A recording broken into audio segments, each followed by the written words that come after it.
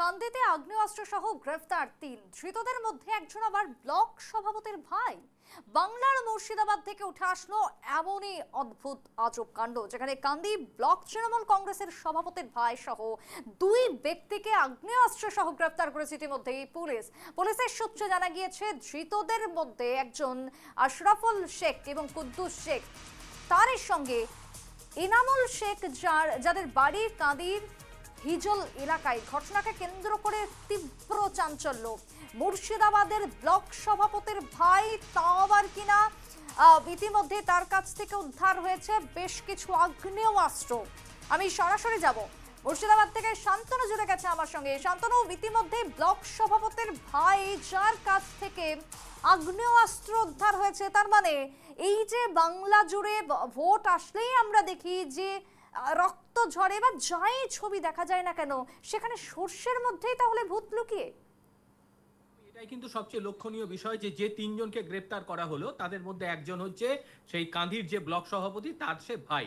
এবং এইখানে একটা লক্ষণীয় বিষয় যে ব্লক সভাপতির ভাই শুধুমাত্র তাকে ছেড়ে বাকি দুজন যে রয়েছে, কুদ্দুস এবং তার সঙ্গে আরেকজন যে রয়েছে, এদেরকে পুলিশ হেফাজত চাওয়া হলো।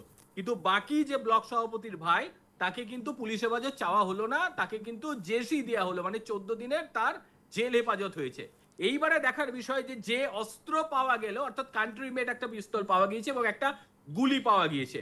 তো মূলত এই গুলি পাওয়ার পরে যখন তিনজনের কাছ থেকেই পাওয়া গেল, তখন জিজ্ঞাসাবাদের প্রক্রিয়া কি তিনজনকে করা যেত না? এখানেই হচ্ছে সবচেয়ে বড় প্রশ্ন, যে বাকি দুজনকেই জিজ্ঞেস করতে হবে, যেহেতু সে তৃণমূলের ব্লক সভাপতির ভাই, সেই কারণে তাকে আর জিজ্ঞাসাবাদের কোনো রকম প্রয়োজন পড়লো না পুলিশের। এটা যেমন একটা বিষয়। দ্বিতীয় দিকে তৃণমূলের তরফ থেকে এটাই প্রচার করা হচ্ছে যে আমাদের দলের হলেও তাকে কিন্তু ছাড় দেওয়া হয় না, পুলিশ বা প্রশাসন তাকেও গ্রেপ্তার করেছে। এবং এটা তারা ফলাও করে প্রচার করছে যে দেখো, আমাদের দলের কর্মীর সে ভাই বলে তাকে কিন্তু কোনো ছাড় দেওয়া হলো না, তাকে কিন্তু জেলে ঢুকিয়ে দেওয়া হলো। কিন্তু লক্ষণীয় যেটা বিষয়, যে জেলে ঢোকানো মানে তার বিরুদ্ধে কোনো ইনভেস্টিগেশন কোন পর্যায়ে যাবে, এটা নিয়ে বড় প্রশ্ন। আর প্রথমেই যেহেতু তাকে পিসির জন্য ডাকা হলো না, মানে পুলিশ কাস্টাডির জন্য ডাকা হলো না, মানে প্রথমেই মামলাটা শেষ হয়ে গেল। তার মানে এটাই পুলিশ বুঝলো যে এর কাছ থেকে এই মামলা সংক্রান্ত বিষয়ে জিজ্ঞাসাবাদের আর প্রয়োজন নেই, এবং যে কারণে হয়তো 14 দিন কিংবা তারপরেই হয়তো তার ছাড় হয়ে যেতে পারে। বিরোধীরা কিন্তু ঠিক এই পয়েন্টটাই ধরেছে।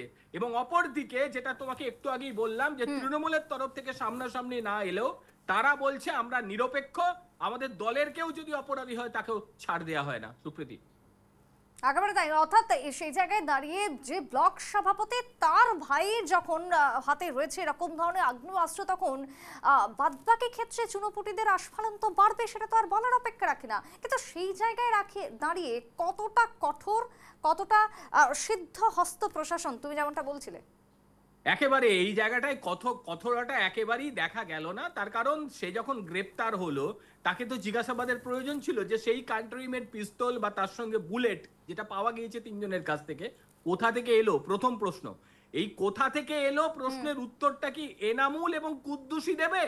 এটা আশরাফুল কি দেবে না? এটা হচ্ছে সবচেয়ে বড় প্রশ্ন। পুলিশ ধরেছে একেবারে ঠিক কথা, তৃণমূলের তরফ থেকে বলা হচ্ছে যে আমার দল বলে কোনো সমর্থন নয়, এইটাও ঠিক কথা। আবার বিপরীত দিকে যার ভাই, তাকে যখন আমরা বিষয়টি নিয়ে জিজ্ঞাসাবাদ করতে গেলাম, তার দেখা পাইনি, ফোন করা হয়েছে একাধিকবার, ফোন তোলেনি, তাদের কি প্রতিক্রিয়া এটা নিয়ে কিন্তু বলা সম্ভব এই মুহূর্তে আমাদের কাছে বলা হচ্ছে না। কিন্তু যারা বিরোধী দল রয়েছে তারা কিন্তু এটাকে ইস্যু করার চেষ্টা করছে। তুমি যেমনটি বললে যে ভোট এলেই আগ্নেয়াস্ত্রের প্রবাহ বৃদ্ধি পেয়ে যায়, আর সেই ক্ষেত্রে যখন অতপ্রতভাবে শাসক দলের ভাই জড়িয়ে রয়েছে, বিষয়টি অন্য পর্যায়ে গিয়ে পৌঁছয়। কি কারণে তার আগ্নেয়াস্ত্রের প্রয়োজন পড়লো, কাকে শাসানি, কিংবা ওই আগ্নেয়াস্ত্রের ঠিক কি প্রয়োজন, এটা নিয়ে কিন্তু সবচেয়ে বড় প্রশ্ন। এই যে 14 দিন পর্যন্ত তার জেল হেফাজত আদৌ হচ্ছে কিনা, বা তার পরবর্তীতে পুলিশ এই দুজনকে জিজ্ঞেস করে আর তাকে কোনোভাবে জড়াচ্ছে কিনা, মানে চার্জশিট না আসা পর্যন্ত এই ঘটনার জবনিকাপাত সম্ভব নয়।